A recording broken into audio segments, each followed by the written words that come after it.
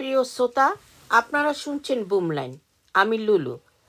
আজকের আলোচনায় থাকছে জাতিসংঘের সাম্প্রতিক সুপারিশ ও বাংলাদেশের প্রতিক্রিয়া।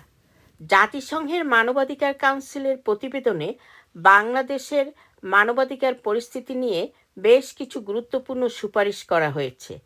এর মধ্যে রয়েছে আন্তর্জাতিক অপরাধ আদালতে মামলা প্রেরণ, নিরাপত্তা বাহিনীর সংস্কার, বিচার বিভাগের স্বাধীনতা নিশ্চিতকরণ এবং মৃত্যুদণ্ড বাতিলের আহ্বান।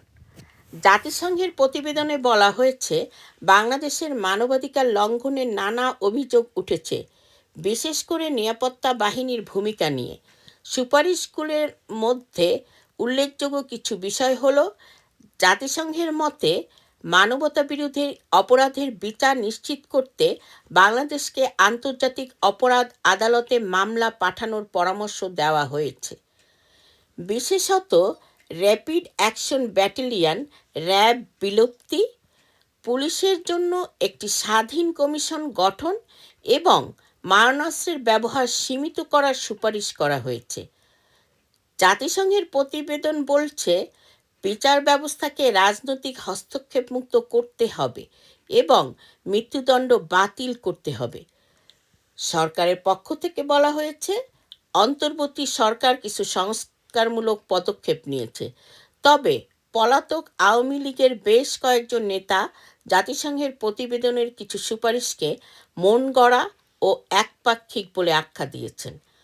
মানবাধিকার বিশেষজ্ঞদের মতে, বাংলাদেশে মানবাধিকার পরিস্থিতির উন্নতি করতে হলে আন্তর্জাতিক চাপ এবং আভ্যন্তরীণ জবাবদিহিতা নিশ্চিত করা জরুরি।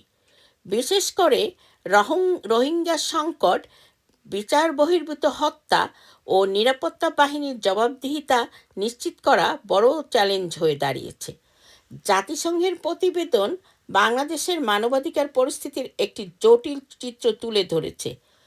সরকার সংস্কারের উদ্যোগ নিলেও স্থায়ী সমাধানের জন্য আরও কার্যকর পদক্ষেপ গ্রহণ করা প্রয়োজন।